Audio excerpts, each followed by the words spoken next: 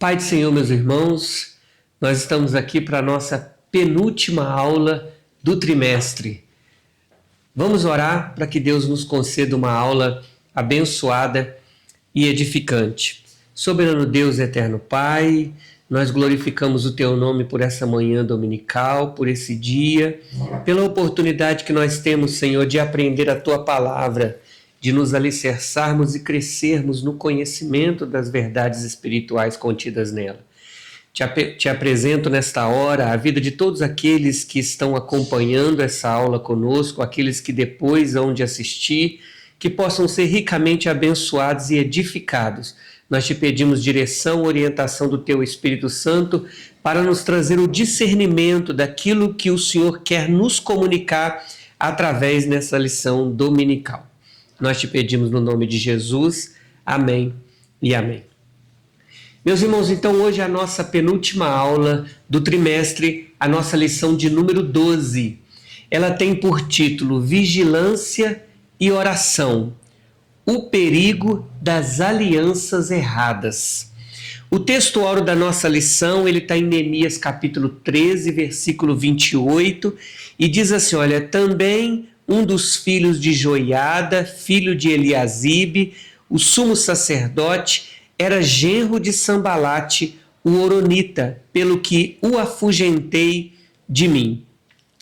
A nossa lição de hoje, ela está baseada no capítulo 13 do livro de Neemias. E aí ela tem 3 objetivos principais. Primeiro, ressaltar o perigo das concessões ao pecado. Segundo, reconhecer que escolhas ruins têm consequências ruins. E em terceiro, saber que os maus exemplos influenciam as pessoas ao redor. Verdade aplicada. Ao cultivar relacionamentos, o discípulo de Cristo deve perseverar em oração e vigilância, para que esses vínculos edifiquem e não comprometam sua comunhão com Deus. E introduzindo, o capítulo 13 de Neemias revela como o povo de Deus e sua liderança religiosa tinha se aliançado com seus maiores inimigos. Nesta lição, veremos o perigo das alianças contrárias à vontade de Deus e suas consequências. Bom, vamos tentar nos atualizar dentro do contexto da nossa lição e facilitar assim para nós toda a condução que a lição ela vai nos levar.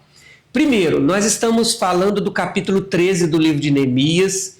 Neemias vê ali o povo num total declínio espiritual, violando as leis de Deus, e ele vai assumir uma postura firme e realizar ali pelo menos 4 reformas importantíssimas. Primeira, a purificação do templo. Neemias vai expulsar Tobias, que tinha conseguido uma concessão de Eliasibe de ter um quarto ou uma sala dentro do templo. Neemias não só vai expulsar Tobias, mas como ele vai purificar o templo. Segundo, o sustento dos levitas. Bom, agora uma vez que essa sala estava ocupada, os levitas eles não tinham mais como atuar no seu serviço. E aí, com a expulsão de Tobias, os levitas voltam para fazer cumprir o trabalho de ofertas e de dízimos, dos utensílios ali daquela sala, daquele templo. Terceiro, o zelo pelo sábado. Neemias ele vai proibir o comércio no dia de sábado. Ele tranca as portas para garantir o descanso santo, segundo a ordenança de Deus para o povo. E em quarto, que foi importantíssimo também, foi o combate de Neemias com os casamentos mistos. Irmãos, os judeus haviam se casado com mulheres estrangeiras, o que ameaçava não somente a identidade, mas inclusive a fé daquela nação. Então vamos ver o que a gente tem para a gente poder aprender. O tópico 1, o título é O perigo de fazer concessões ao pecado. Neemias enfrentou pressões para tolerar práticas contrárias à vontade de Deus, como casamentos mistos e negligência na adoração, mas resistiu com firmeza. Permitir o pecado enfraquece a comunhão com Deus, corrompe a integridade espiritual e ameaça a unidade do povo. A vigilância de Neemias nos ensina que ceder ao pecado, mesmo em pequenas coisas, pode levar a consequências espirituais graves, nos afastando do propósito divino. Eu vou fazer uma junção, eu vou unificar os dois subtópicos do tópico 1, porque é uma sequência de comentários e a gente consegue ganhar mais tempo e desenvolver melhor. O subtópico 1.1 fala: Eliasibe, um sumo sacerdote atuante. Eliasibe, o sumo sacerdote no tempo de Neemias, vinha de uma família sacerdotal. Era filho de Joiaquim, neto de Jesua, além de contemporâneo de Zorobabel. Ele coordenou os sacerdotes na reconstrução da Porta das Ovelhas, onde provavelmente passavam os animais que seriam sacrificados no templo. Eliasibe assumiu sua parte na tarefa de reconstruir os muros e cooperar para que uma porta tão importante para o dia do seu exercício ministerial e dos sacrifícios no templo voltasse a ser utilizada. Jesus passou por lá quando se dirigiu ao tanque de Betesda, localizado a poucos metros da Porta das Ovelhas. Essa porta existe ainda hoje chamada como Porta dos Leões, e fica a cerca de 200 metros do Jardim do Getsêmani. E no 1.2 diz: Eliasibe tinha uma função importante. Bom, além de liderar a reconstrução da Porta das Ovelhas, Eliasibe tinha uma função de grande responsabilidade: administrar o local onde se armazenavam as ofertas, os dízimos, o incenso destinado ao culto a Deus e ao sustento dos obreiros. E fizeram ali uma câmara grande, onde dantes se metiam ofertas de manjares, incenso, vasos, dízimos do grão, do mosto, do azeite, que se ordenaram para os levitas e cantores e porteiros, como também a oferta alçada para os sacerdotes. Essa referência está em Neemias capítulo 13, versículo 5. Todas as funções são importantes na igreja. Tudo que é feito na casa de Deus, da limpeza ao preparo das refeições, contribui para promover um ambiente acolhedor, adequado aos momentos de oração, louvor e anúncio da palavra de Deus. Agora a gente vai tentar sintetizar e apresentar esse personagem, que ele é um personagem importantíssimo no nosso aprendizado. Bom, primeiro eu quero ressaltar a introdução do tópico 1. Ele colocou aqui, olha, a vigilância de Neemias nos ensina que ceder ao pecado, mesmo em pequenas coisas, pode levar a consequências espirituais graves, afastando-nos do propósito divino. Irmãos, esses dois subtópicos querem nos apresentar esse personagem, Eliasibe. Eliasibe, o seu nome no hebraico significa Deus restaurará.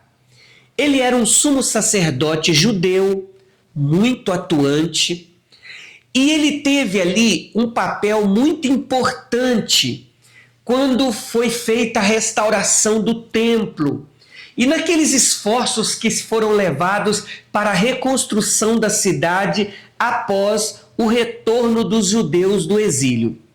Bom, a função de Eliasibe era uma função muito nobre. Como sumo sacerdote, nós já sabemos, ele era alguém separado. Ele era alguém que não podia se contaminar, que ele não podia ter mistura, devido à grande responsabilidade que ele tinha. Como sumo sacerdote, ele tinha como responsabilidade de levar até a Deus a súplica do povo, de orientar o povo, de instruir o povo. E em Neemias 13, ele aqui está sendo citado como alguém responsável pela porta das ovelhas quando teve a reconstrução dos muros de Jerusalém. Olha, lá em Neemias 13, versículo 1, diz assim, olha, e levantou-se Eliasibe, o sumo sacerdote, com seus irmãos, os sacerdotes, e edificaram a porta do gado, o qual consagraram e levantaram as suas portas, e até a torre de Meá consagraram, e até a torre de Ananel. Bom, vamos também tentar entender essa porta das ovelhas. A porta das ovelhas era a porta por onde passavam os animais do sacrifício. Daí esse nome. Esse nome é justamente por isto, porta das ovelhas, a porta onde tinha essa passagem dos animais. Era uma das entradas de Jerusalém que foram restauradas por Eliasibe e Neemias. Nós vemos então que ele tinha uma posição de autoridade, de muita responsabilidade na proteção da cidade e do templo. E aí, quando o comentarista aqui ele nos apresenta esse personagem, já que nós estamos falando de Eliasibe, eu achei interessante porque ele colocou assim, olha, Eliasibe assumiu a sua parte na tarefa de reconstruir os muros e cooperar para que uma porta tão importante para o dia a dia do seu exercício ministerial e dos sacrifícios no templo voltasse a ser utilizada. Quando eu leio isto, sabe o que eu entendo? Eu quero falar um pouquinho sobre a importância de nós valorizarmos missões, funções, tarefas, chamados que Deus tem nos confiado. Eliasibe aqui nos ensina que sua cooperação em uma parte e a cooperação do outro em outra parte faz com que o resultado da unidade seja o todo. E aí nós temos, inclusive aqui na nossa igreja, na AD Brasil JF, nós estamos, cada mês temos um tema, e nós estamos este mês estudando e falando as pregações voltadas ao tema do mês, que é o Salmo 133, né? Falando de união, de unidade, e lá diz, ó quão bom e quão suave é que os irmãos vivam em união. Irmãos, Eliasibe, quando ele diz assim, olha, assumiu a sua parte na tarefa de reconstruir os muros e cooperar, ele está dizendo que Eliasibe fez aquilo que ele tinha para fazer com excelência, com dedicação, entendendo, eu cuido aqui, outro cuida lá, outro faz em outra parte e no final todo o conjunto vai sendo feito, reconstruído para a glória de Deus. Então, o que nós aprendemos com isso? Na unidade não existem diferenças. Do contrário, todos, cada um no seu lugar de atuação, trabalham pelo bem comum.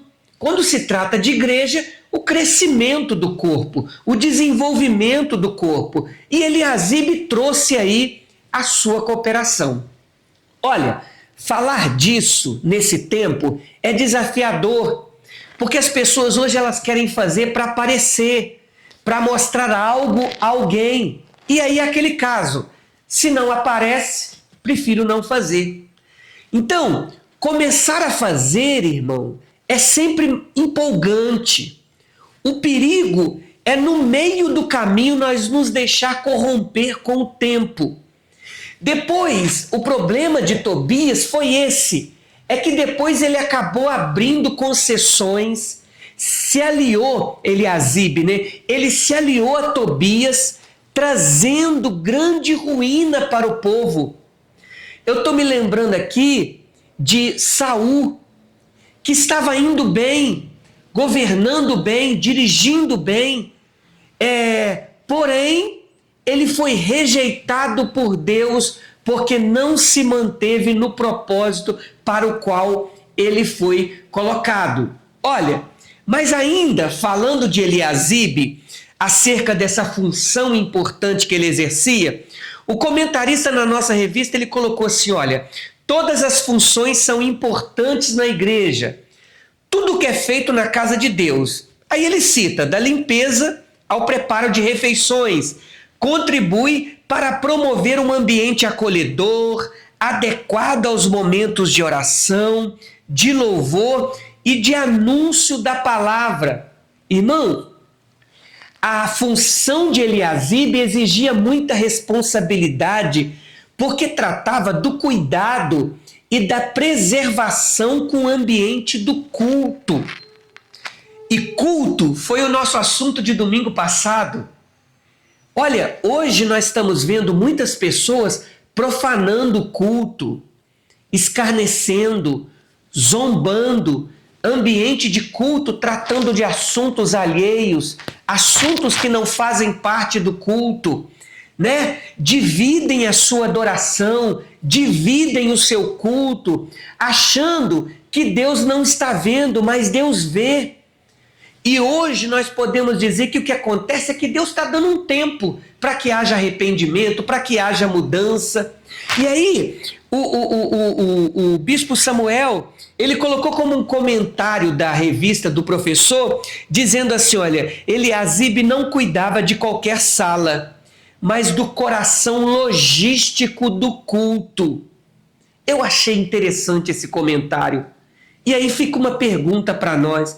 Como que nós estamos encarando a missão que nos foi entregue? Não se esqueça que aquilo que Deus nos deu para fazer, para atuar no culto, seja trabalhar numa portaria, seja trabalhar na cozinha ou servir ao altar com o alimento para a igreja, cada função dessa vai ser cobrada pelo Senhor. Jesus nos conta uma parábola, a parábola dos talentos. E o Senhor foi embora, mas ele entregou para um 5 talentos, para outro 2 e para outro 1. Depois de um tempo, aquele senhor voltou e foi acertar contas. Aquele que tinha 5, granjeou outros 5. Aquele que tinha 2, granjeou outros 2. Mas aquele que tinha 1, ele enterrou o seu talento. Que Deus tenha misericórdia de nós, que quando o Senhor voltar, nós possamos ser achados justos diante de Deus como bons mordomos daquilo que Ele nos confiou. Vamos lá, 1.3, Eliasibe profanou o templo do Senhor. Eliasibe cometeu 2 erros terríveis. O primeiro, se tornar aliado de Tobias, inimigo declarado de Neemias, que buscava a todo custo impedir a restauração de Jerusalém. O segundo erro, ainda pior que o primeiro, foi usar o local sagrado do templo, destinado a armazenar as ofertas e dízimos, para preparar um quarto exclusivo para Tobias. Podemos afirmar sem exagero que o sumo sacerdote Eliasibe trouxe o inimigo para dentro da casa de Deus. Esse fato é uma advertência acerca do perigo de fazermos concessões para aquilo que desagrada a Deus. Nenhuma aliança é boa se o preparo for romper a aliança com Deus ou desobedecer a palavra. Eliasibe se corrompeu e colocou sua relação com Tobias acima da obediência e da fidelidade a Deus. Olha só, Eliasibe fez aliança com Tobias. Quem era Tobias? Tobias era um amonita. Irmãos, Tobias era um dos maiores inimigos políticos e um ferrenho opositor da reconstrução. Lembra? Ele, juntamente com Sambalate, com Gesem, eles deram grande trabalho a Neemias, aos trabalhadores da obra, tentando em todo tempo fazer eles desistir. Lá na frente, o sumo sacerdote cedeu, deu um cômodo, deu uma sala, um quarto para Tobias. Ele consentiu que Tobias ficasse ali. Irmãos, ele tirou os utensílios do templo. Olha, lá em Neemias 4, versículo 1 a 3, diz assim, olha, ouvindo Sambalate que edificávamos um muro, ardeu em ira, se indignou muito, escarneceu dos judeus e falou na presença dos seus irmãos e do exército de Samaria e disse: que se fazem estes fracos judeus? Permitisse-lhes a isto? Sacrificarão? Acabá-lo-ão num só dia? Vivificarão dos montões do pó as pedras que foram queimadas? Estava com eles Tobias, o amonita, e disse: ainda que edifiquem, vindo uma raposa, derrubará facilmente o seu muro de pedra. Tobias estava zombando, debochando da obra. Irmãos, nós vemos que Eliasibe, ele falhou quando permitiu que interesses pessoais ou políticos se sobrepusessem às regras religiosas. Eliasibe não apenas tolerou Tobias, mas cedeu uma câmara, uma sala dentro do templo, espaço que deveria ser reservado para guardar-se as ofertas e os dízimos. Olha o perigo, irmão. Ele tirou os utensílios do templo para fora para ceder esse espaço a Tobias. Sabe o que eu me lembro aqui? Eu me lembro daquele rei Belsazar. Lembra que ele deu um banquete? E a Bíblia diz assim que no auge daquela festa, muita bebida, muita comemoração, ele mandou trazer os utensílios do templo. E eles estavam festejando, comemorando, quando de repente aquela festa ela foi interrompida por uma mão misteriosa que escreveu na parede. A Bíblia diz assim que o rei perdeu o seu semblante, descaiu o seu semblante. Muitos ainda nos nossos dias de hoje escarnecem, zombam, deturpam o templo, a casa de Deus, a igreja, os ministros que ministram na igreja, mas se esquecem que Deus ainda escreve na parede, e hoje Ele está escrevendo na parede do nosso coração. Ele está nos mostrando e nos ensinando que ainda há tempo de arrependimento e de se voltar às práticas antigas. Não se pode misturar o santo com o profano. Deus, Ele não se deixa escarnecer.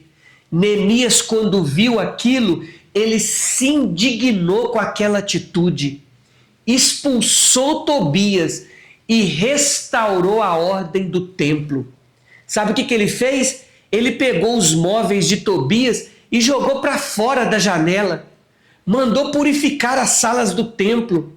Irmãos, nós precisamos tomar cuidado, nós que lideramos, que estamos à frente, trabalhando diretamente ou auxiliando na igreja, nós precisamos tomar cuidado para que a casa de Deus ela não seja um lugar de corrupção, um lugar de bagunça, um lugar de mistura, de contaminações.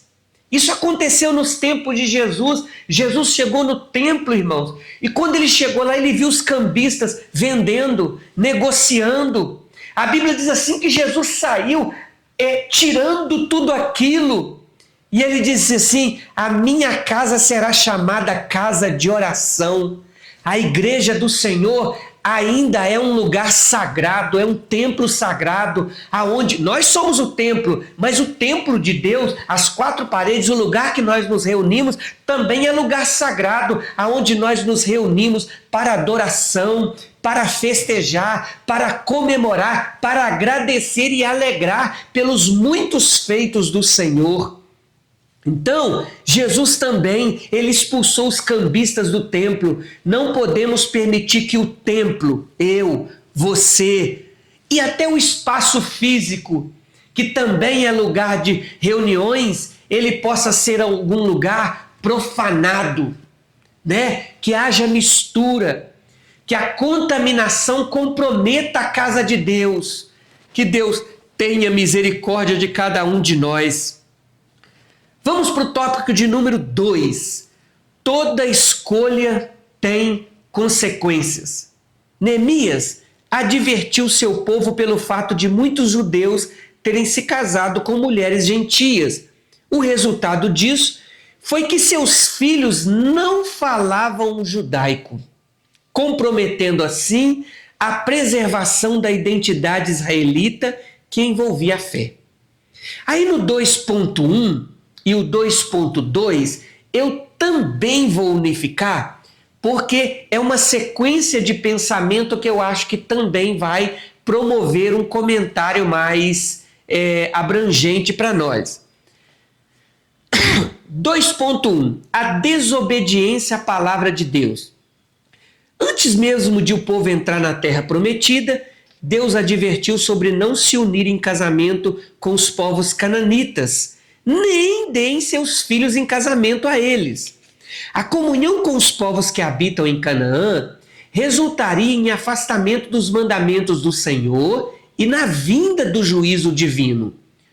Hoje, nós temos a palavra de Deus como uma bússola que norteia nossas decisões, escolhas e alianças. Ela é a lâmpada para os nossos pés e luz para o nosso caminho. Quando disseram a Jesus, sua mãe e seus irmãos estavam ali presentes, ele estendeu a mão para os seus discípulos e respondeu: qualquer que fizer a vontade do meu Pai que está nos céus, este é meu irmão, irmã e mãe. 2.2. Consequências do pecado.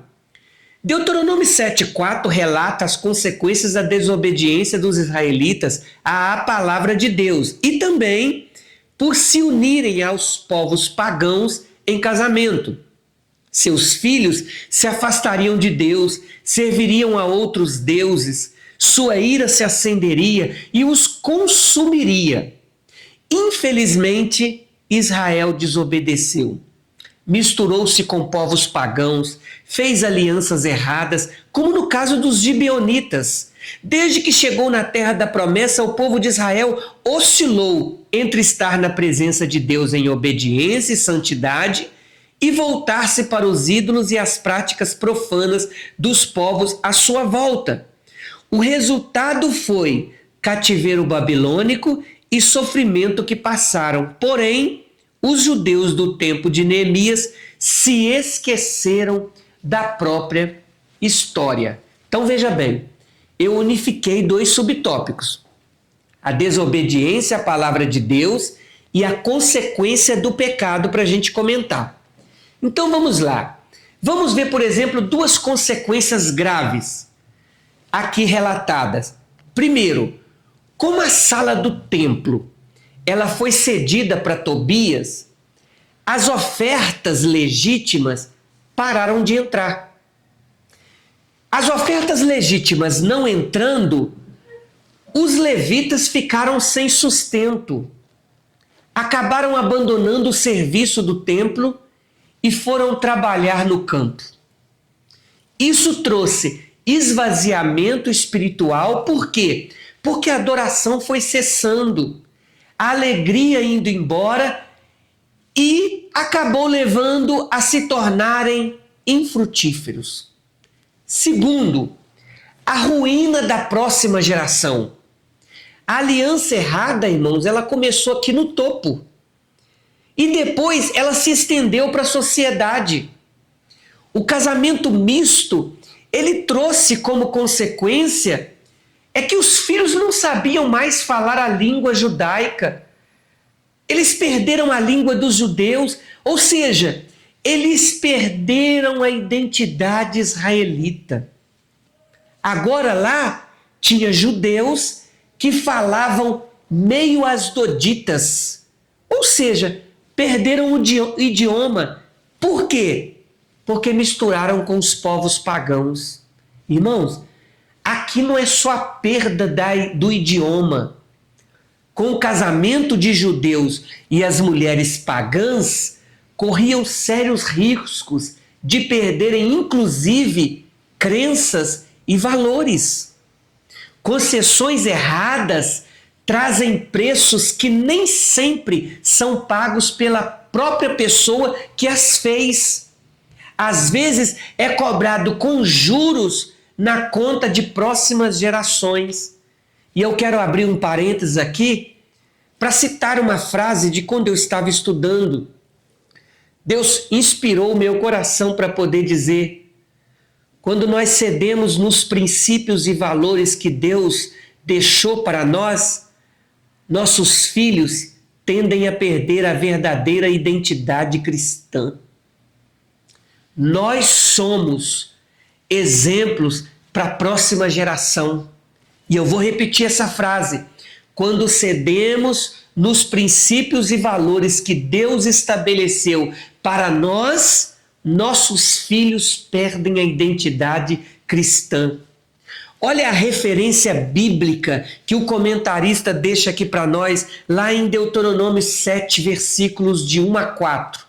Diz assim: quando o Senhor teu Deus te introduzir na terra, a quais passais a possuir, e tiver lançado fora muitas nações de diante de ti, como os heteus, os girgazeus, os amorreus, os cananeus, os ferezeus, os heveus, os jebuseus, 7 nações mais numerosas e mais poderosas do que tu, e o Senhor teu Deus as tiver dado diante de ti para as ferir, totalmente destruíres, não farás com elas conserto, nem terás piedade delas. Olha, nem te aparentarás com elas, não darás as tuas filhas a seus filhos e não tomarás suas filhas para teus filhos, pois elas fariam desviar teus filhos de mim, para que servissem a outros deuses, e a ira do Senhor se acenderia contra vós e depressa vos destruiria. Meus irmãos, esse texto não é uma regra social ou etiqueta, não. É uma cláusula de sobrevivência espiritual e de fidelidade à aliança. O povo de Israel aqui estava prestes a passar o Jordão, estava prestes a possuir a terra prometida. Moisés estava preparando uma nova geração que não tinha vivido a escravidão do Egito, mas que ia enfrentar muitos perigos maiores, como, por exemplo, a sedução cultural e religiosa das nações cananeias. Deus deixa claro: é Ele quem expulsa os inimigos diante de nós, diante de Israel, mas cabia a Israel a responsabilidade não se contaminar com aquilo que restou deles. Olha, o versículo aqui eu fiz até um grifo para poder repetir ele. Deus disse assim: olha, não te aparentarás com elas. Tem uma versão bíblica que diz assim: olha, não contrariarás matrimônio com elas.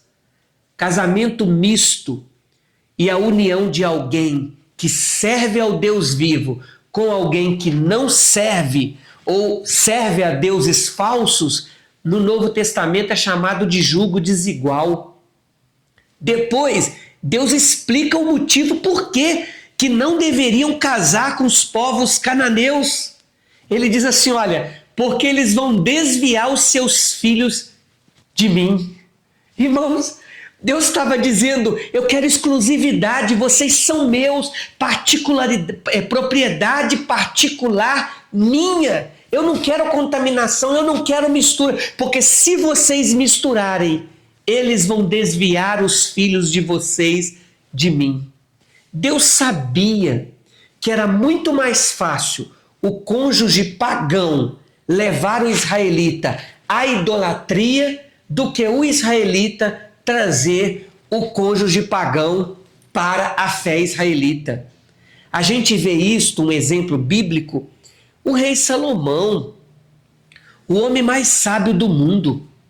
Suas alianças com mulheres estrangeiras corromperam o seu coração a ponto de que aquelas alianças levou ele a construir altares para os deuses delas nos arredores de Jerusalém.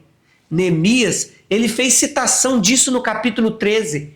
Ele cita Deuteronômio 7, que nós lemos. Ele cita Salomão como exemplo ao povo. Irmãos, a base do casamento abençoado não é apenas o amor romântico, mas é a unidade de um propósito espiritual.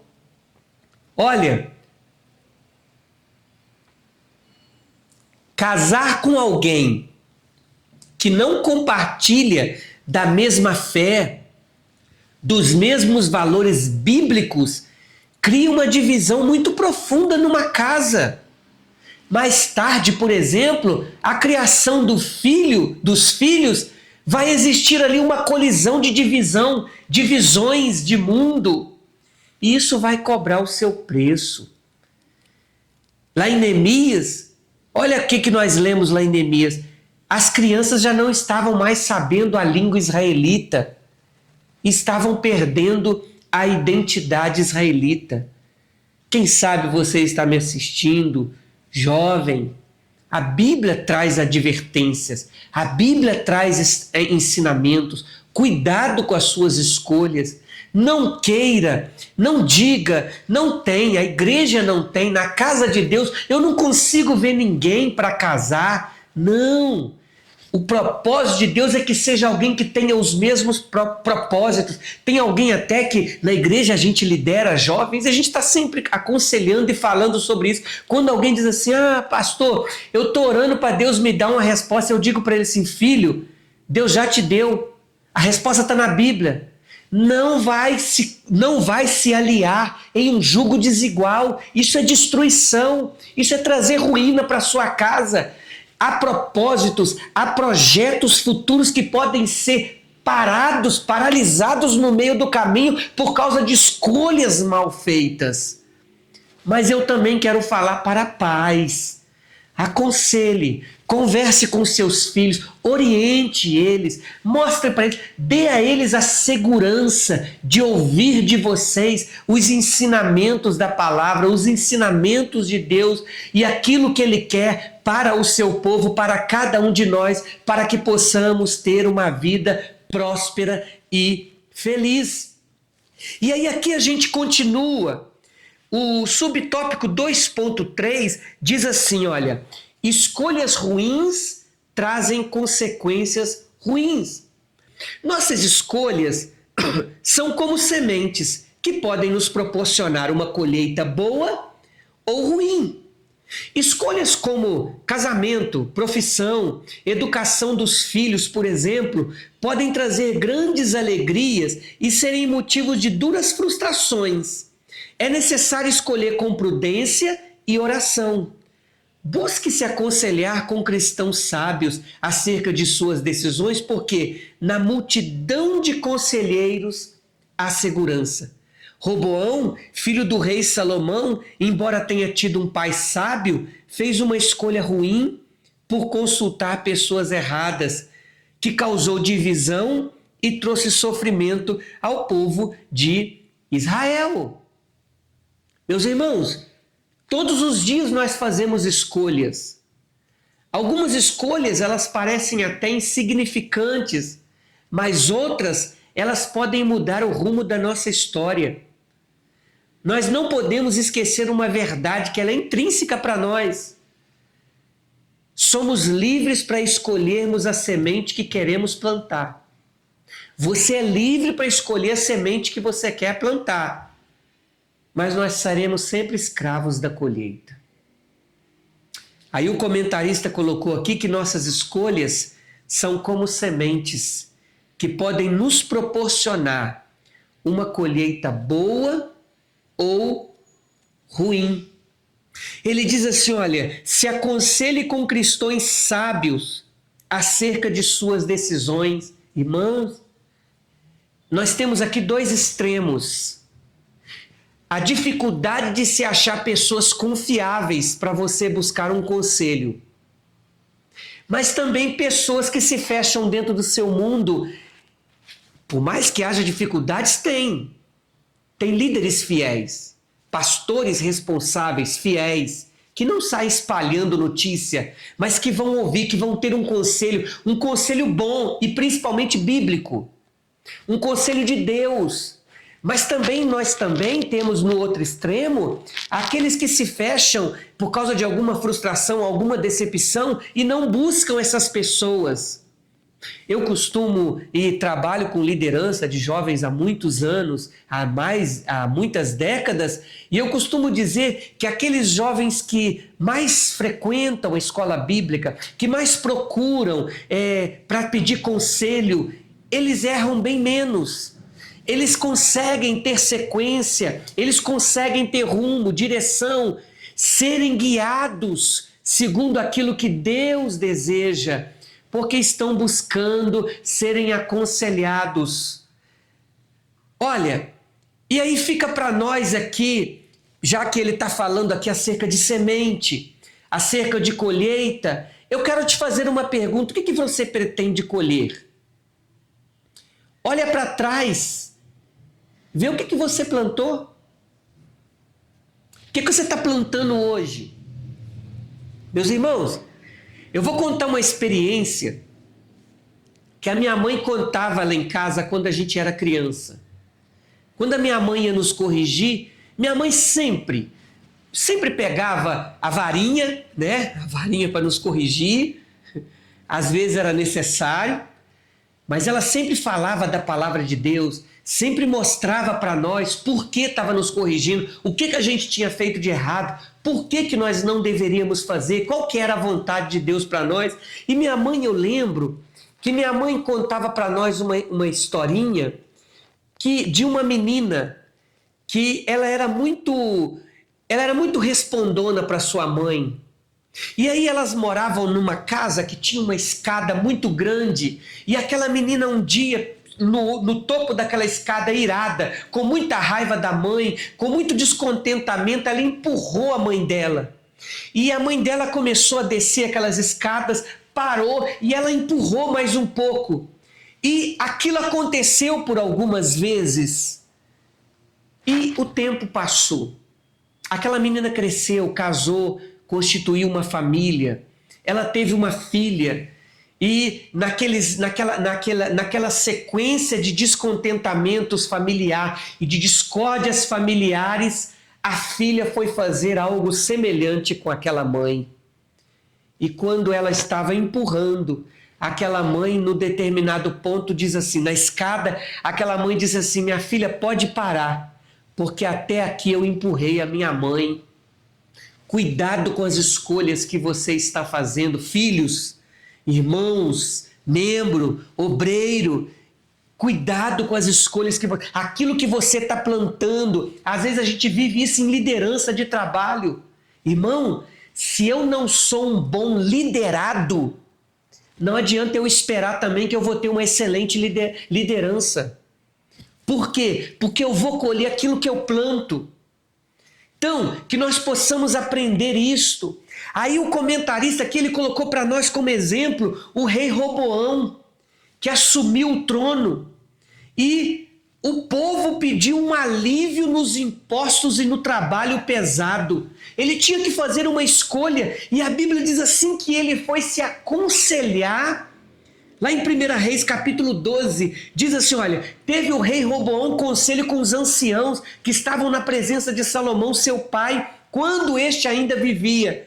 E ele disse: como aconselhais vós que se responda a esse povo? E eles falaram dizendo: olha, se hoje fizeres servos deste povo e os servires, respondendo-lhes falares boas palavras, todos os dias eles serão seus servos. Ele deixou o conselho que os anciãos lhe tinham aconselhado e foi se aconselhar com os jovens que tinham crescido com ele e que estavam diante dele. Ele rejeitou um bom conselho. Os anciãos estavam dizendo para ele: rapaz, cuidado. Mas ele foi ouvir os jovens. Aí, sabe o que os jovens disseram para ele? E os jovens que haviam crescido com ele lhe falaram: assim falarás a este povo que te falou: teu pai fez pesadíssimo o nosso jugo, mas tu alivia de sobre nós. Assim lhe falarás: Meu dedo mínimo é mais grosso do que os lombos de meu pai. Se meu pai vos carregou de um jugo pesado, eu aumentarei o vosso jugo. Meu pai vos castigou com açoite, eu castigarei com escorpiões. Qual a consequência da atitude de Roboão? O reino se dividiu. Das 12 tribos, 10 ele perdeu. Aquele império glorioso do seu pai rachou-se ao meio por causa de uma decisão baseada no orgulho e na falta de escuta. Ele plantou dureza e colheu rebelião. Muitas pessoas, irmãos, reclamam, a vida não está boa, mas não param de ver aquilo que semearam ao longo do caminho. Cuidado quando pensa que não está colhendo ou que está colhendo errado. Irmãos, que Deus tenha misericórdia de nós. E o comentarista expôs aqui que a importância de se ouvir conselhos, mas o perigo também de se ouvir maus conselhos. E aí você vai ter que filtrar. Recentemente nós estivemos trazendo uma lição dominical e eu lembro que fui eu até que apliquei ela, falando sobre Jetro e Moisés, que Jetro aconselhou Moisés e Moisés que ouviu Jetro. E aí depois eu fui perguntado por um obreiro que ele disse assim: pastor, e se o conselho não for um conselho que vai somar? E eu disse para ele assim: irmão, você vai ter que ter discernimento. Discernimento de Deus para saber quando o conselho ele vem de Deus e quando o conselho ele tem uma segunda intenção, quando ele tem um interesse próprio, quando o conselho é para te tirar do propósito. Então, irmãos, que Deus tenha misericórdia de nós e nos dê discernimento em todo o tempo, para que possamos compreender qual é a vontade de Deus para as nossas vidas. E aí a gente chega aqui no tópico de número 3.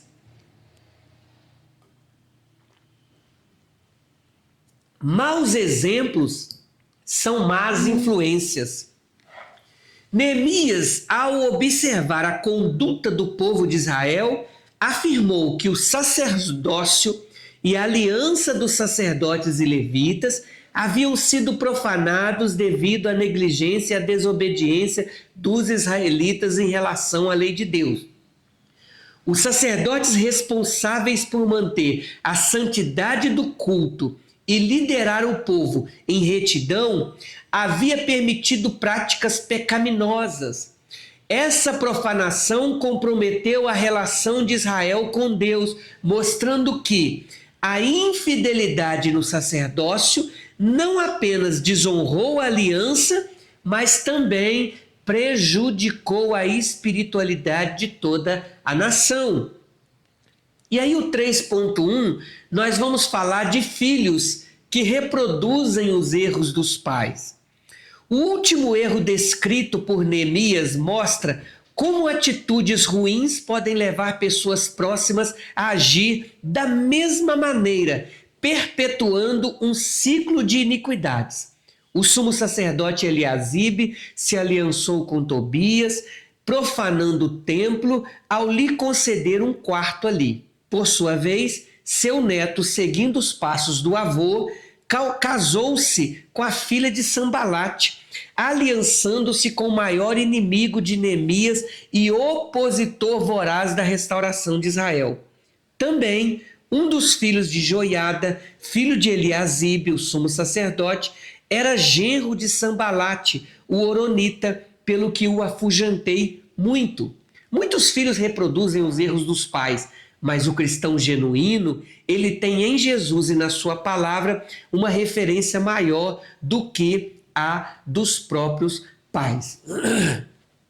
Bom, está reafirmando o assunto da nossa lição. Eliasibe, sumo sacerdote, aliançou com Tobias, concedendo a ele um quarto no templo. Posteriormente, aqui está falando inclusive do neto, que se casou com uma filha de Sambalate. Isso são alianças perigosíssimas. E aí, quando eu li isto, eu me lembrei de Acabe. Acabe foi o 7º rei de Israel. Acabe era filho de Onri e casou-se com Jezabel, filha de Sidônio de Etibaal. Por isso, ele teve que erguer um altar e prestar culto ao deus Baal em Samaria.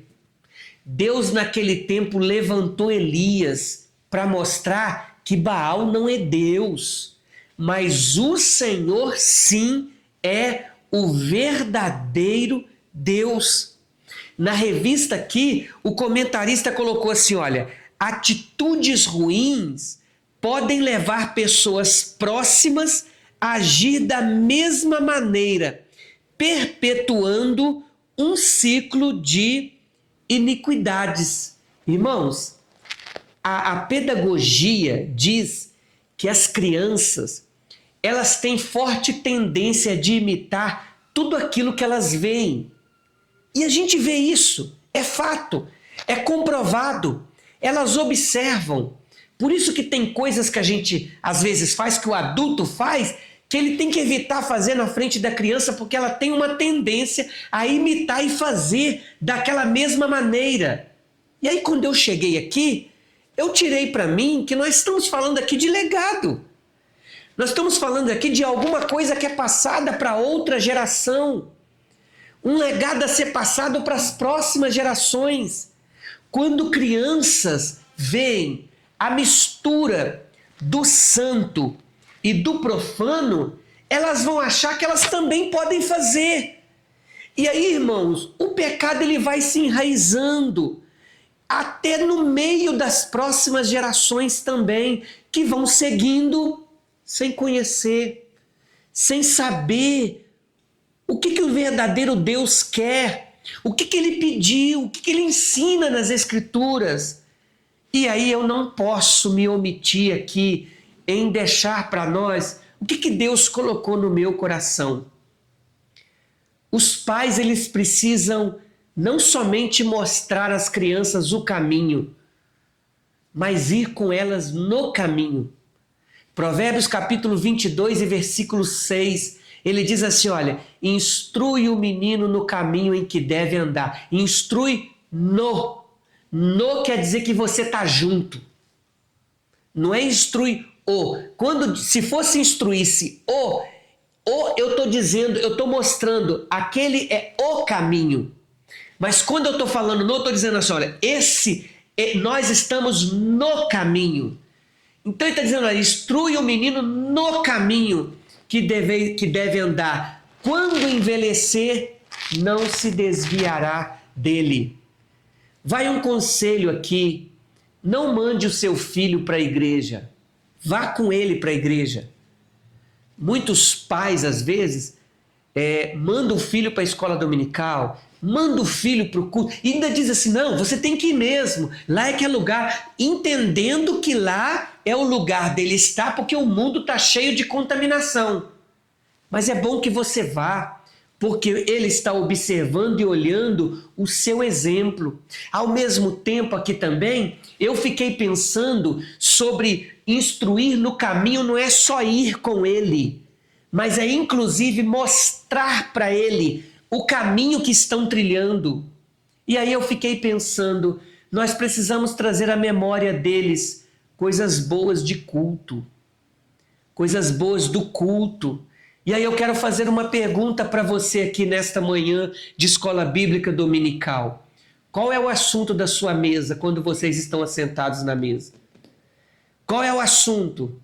O que vocês comentam? O que você, pai de família, chefe do lar, a esposa, qual é o comentário que vocês fazem do culto? Qual é o comentário que vocês fazem do líder, do pastor, da igreja? Não vamos nos esquecer, irmãos, as crianças estão na mesa e elas estão ouvindo.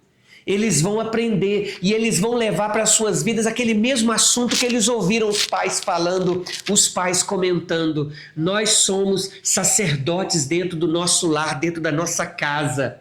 Nós precisamos tomar cuidado. Eu digo isso com propriedade, porque na minha casa eu posso dizer com muita propriedade, lá na minha casa, quando solteiro, minha mãe até hoje, minha mãe nunca gostou de ouvir assunto que fale mal da liderança, que fale mal da igreja, que denigre a imagem da igreja. Sempre tentou nos mostrar os pontos positivos. E às vezes na igreja, eu lido com liderança, eu trabalho com liderança. Às vezes encontro problemas, às vezes ouço problemas e filtro até aquilo que eu vou contar dentro de casa para minha esposa, porque eu não posso deixar, às vezes, que ela crie uma imagem ruim. Até mesmo aquilo que chegou ao meu conhecimento não é ruim, é alguma coisa que veio para poder administrar e resolver e melhorar e aperfeiçoar. Então, nós precisamos tomar cuidado com as crianças, com as pessoas da nossa casa que estão ouvindo, que estão acompanhando. É isso que esse assunto é o assunto do subtópico 3.1. Os filhos reproduzem os erros dos pais, eles estão ouvindo. E aí, eu queria falar sobre Ezequias, que o comentarista citou aqui como exemplo. Ezequias, ele governou Judá por 29 anos. Seu pai, Acaz, reinou antes dele. E Acaz foi conhecido pelas suas idolatrias. Ele fez aquilo que era mal aos olhos do Senhor. Mas Ezequias, quando assumiu, ele quebrou esse ciclo. Meu irmão, minha irmã, não existe maldição hereditária. Você pode quebrar o ciclo de alguma coisa que talvez você tenha ouvido, que trouxe marcas, que te deixou feridas, e que talvez você tenta trazer na sua administração do lar, da casa, uma mudança, um novo tempo, mas você não tem conseguido. Quebre este ciclo, rompa com isto. Comece a partir de agora. Ezequias quebra. Quando assume o reinado de Judá, ele vai restaurar o templo, ele destrói os ídolos, ele enfrenta Senaqueribe, rei da Síria.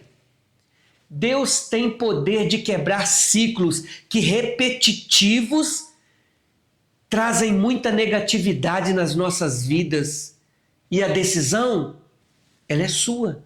São escolhas que eu e você precisamos fazer. Josué também decidiu. Capítulo 24 do livro de Josué, ele chama o povo, ele convoca o povo para uma assembleia, ele relembra os feitos do Senhor, ele aconselha para que eles se voltem ao temor do Senhor, para servir a ele com sinceridade, com verdade. Mas ele diz assim, olha, deitem os deuses de seus pais, se posicionem. Ele estava dizendo, saia do muro, não fica no meio do muro, não fique indeciso, saia do muro, rompa com o mundo. E ele estava dizendo, escolhei hoje a quem servais, se aos deuses que serviram os vossos pais, ou os deuses dos amorreus em cuja terra vocês estão habitando. Porém, eu e a minha casa serviremos ao Senhor. Amém, meus irmãos? Olha, 3.2, a palavra de Deus exerce influência positiva. O fato de pertencer a uma família que mantinha laços estreitos com os inimigos do povo de Deus não dava ao filho de Joiada permissão para pecar contra Deus. Casando-se com a filha de Sambalate, mesmo num ambiente adverso, Daniel ficou firme em Deus, não se contaminou com as coisas da Babilônia. Os cristãos não se reduzem a ser produtos do meio, porque somos o que a palavra de Deus diz sobre nós. O professor Antônio Gilberto afirmou: doutrinas fortes produzem um caráter forte. Independente das circunstâncias, se a palavra de Deus tem o primeiro lugar em nosso coração, nenhuma influência tem o poder de nos tirar do centro da vontade de Deus. Aqui nós estamos falando de influências. Daniel estava na Babilônia, longe de Jerusalém, mas ele não se deixou influenciar.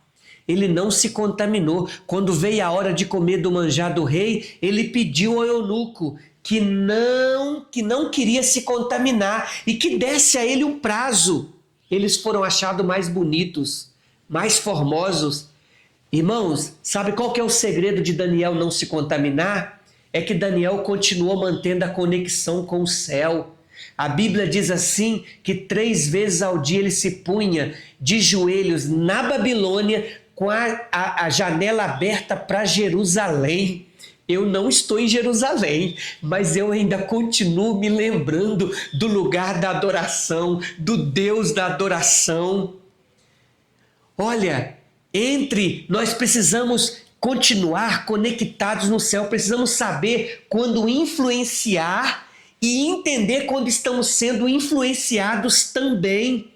A Bíblia, irmãos, ela precisa ser nossa referência para isso. E quando nós olhamos a nossa atuação na Bíblia como igreja, ela nos ensina. Nós somos sal da terra, luz do mundo. E aí eu fico a pergunta para você, por que nós estamos deixando trocar os papéis? Ao invés da igreja influenciar o mundo, a igreja está deixando o mundo influenciar ela. Nós estamos querendo trazer aquilo que o mundo ele está ensinando, aquilo que é comum no mundo, nós estamos querendo trazer para dentro da igreja. Que Deus tenha misericórdia de nós e possamos entender. A palavra de Deus continua exercendo influência positiva nas nossas vidas. Não é verdade? Deus tenha misericórdia de nós e a gente vai fechar aqui o subtópico 3.3. Deus exige fidelidade. Dos 3 erros apresentados por Neemias, extraímos uma lição importante. Desobedecer a palavra de Deus e fazer alianças erradas tem um alto preço. Quando fazemos escolhas que afrontam os princípios bíblicos, as consequências vêm. Por outro lado, ser obediente, dirigido por Deus, resulta numa vida abençoada. Quando os apóstolos foram detidos, torturados, ameaçados, para que não pregassem mais o evangelho de Jesus, a resposta foi imediata e corajosa. Mais importa obedecer a Deus do que aos homens. Deus espera de nós essa mesma fidelidade, independente das circunstâncias ou dos problemas que possam nos atingir. Sabe o que Neemias nos ensina? Que fidelidade a Deus não é um evento isolado, é manutenção diária. Uma vida de vigilância. Irmãos, quando fala de vigilância, eu costumo dizer o seguinte: a oração, ela abre as portas certas. A vigilância, ela fecha as portas erradas. Quando eu oro, Deus abre portas que são certas para mim, mas são impossíveis. Quando eu vigio, Deus fecha as portas que vai me levar para o caminho do erro. Ninguém se afasta de Deus por um grande colapso repentino. As pessoas, elas se afastam de Deus quando elas abrem concessões silenciosas, vivendo distraídas. Neemias nos ensina que Deus exige fidelidade exclusiva. Às vezes, expulsamos lá fora, abre aspas, fecha as aspas, pecados de nossa vida e com o tempo acabamos criando novas salas confortáveis para eles dentro do nosso coração. Aceitei Jesus, abandonei o pecado, mas no meu coração eu abri uma salinha exclusiva. Uma salinha para ele ficar ali guardadinho, porque isso para mim não tem nada a ver, não tem problema. Deus não exige tanto. A fidelidade a Deus nos faz imitar Neemias, jogar as tralhas dos Tobias pela janela, purificar o ambiente. Aprendemos que fidelidade dá trabalho, fidelidade custa, fidelidade traz de nós uma renúncia. Exige que fechamos as portas do mundo, joguemos os entulhos do pecado fora e confrontemos a nós mesmos para vivermos aquilo que Deus quer para a nossa vida. Fazer concessões ao pecado e aliança com ímpios é como arriscar-se numa roleta russa. Podemos ser abatidos a qualquer momento. Portanto, antes de fazer concessões ou firmar alianças, devemos atentar aos preceitos bíblicos, buscar a Deus em oração, procurar a direção do Espírito Santo para não prejudicar nossa comunhão com Deus. Deus em Cristo te abençoe, que você tenha sido edificado por esta aula, que o Senhor continue abençoando sua vida, sua casa, sempre, em todo o tempo. Oremos e agradecemos a Deus por mais essa aula. Senhor, nós te glorificamos e te damos graça por mais essa aula dominical. Eu te agradeço pela vida de cada um que está assistindo ou que vai acompanhar essa aula posteriormente, que ele possa ser ricamente abençoado através desse ensinamento. Senhor, nos ensina como ter uma vida de obediência, de vigilância, sabiamente, Senhor, buscarmos conselhos sábios em pessoas certas, para que possamos ser cada vez mais norteados e guiados pela Tua vontade, pelo aquilo que o Senhor estabeleceu na Tua palavra. Mais do que isso, que possamos ter a Tua palavra como lâmpada para os nossos pés e luz para os nossos caminhos. Eu glorifico o teu nome, clamo e peço ao Senhor uma bênção especial para a tua igreja, para a vida da igreja, para a vida dos nossos pastores, que o Senhor continue abençoando, dando direção em todo o tempo, em nome de Jesus. Amém e amém. Meus irmãos, Deus abençoe seu dia, tenha um dia abençoado e extraordinário. A paz do Senhor Jesus.